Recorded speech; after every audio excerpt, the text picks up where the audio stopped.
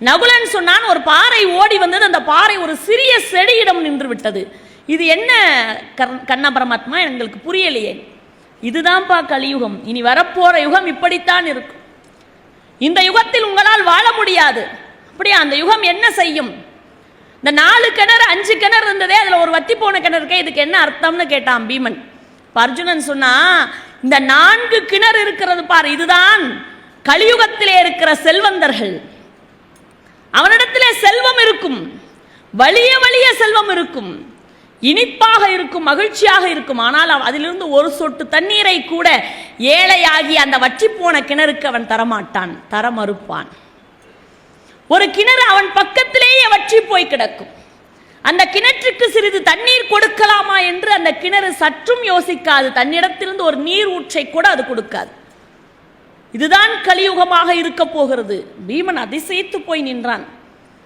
இரண்டாவதாக நிற்கிறவன் அர்ஜுனன். அவன் கேட்டான், ஒரு குயில் கூவி கொண்டிருந்தது, அது வேற முயலை கொத்தி கொண்டிருந்ததே, அது என்ன கண்ணா?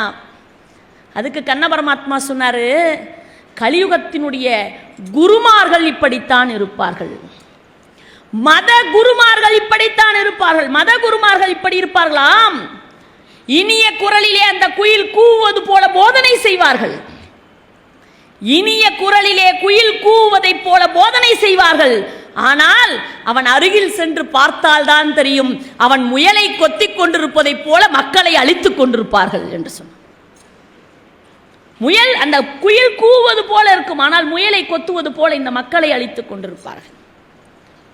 தாங்க முடியவில்லை. குருமார்கள் அப்படி இருப்பார்களா? மத குருமார்கள் அப்படி இருப்பார்களா? தன்னலமற்றவர்களை பார்க்க முடியாதா? முடியாது.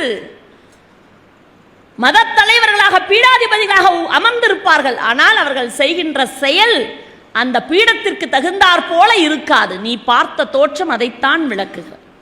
மூன்றாவதாக கேட்டான் சகாதேவன், நான் ஒரு கொடிய காட்சியை பார்த்தேன். பசுமாடே கன்றுக்குட்டியை மிகப்பெரிய காயத்திற்கு ஆளாக்கி விட்டதே. ஆம், கலியுகத்திலே இருக்கிற பெற்றோர்கள் இந்த செயலைத்தான் செய்ய போகிறார்கள். என் பிள்ளைகளை நான் காப்பாற்றுகிறேன், என் பிள்ளைகளை நான் வளர்க்கிறேன், நான் சிறப்பாக செய்கிறேன் என்று சொல்லி சொல்லி அந்த குழந்தைகளை அழிவின் பாதைக்கு கொண்டு போக போகிறவர்கள் வேறு யாரும் அல்ல, பெற்றோர்களே கொண்டு போவார்கள் என்று சொல். எப்படி ஒரு பசுமாடு கன்றுக்குட்டியை காயப்படுத்தியதோ அதுபோல பெற்றோர்களே குழந்தைகளை காயப்படுத்துவார்கள். ஆச்சரியப்பட்டு போனான் சகாதேவன். கலியுகம் இப்படியுமா இருக்கும்?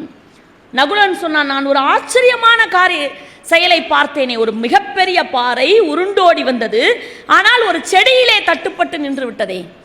அப்பொழுது சொன்னார், ஆம், இளைஞர்கள் தான் அந்த பாறை.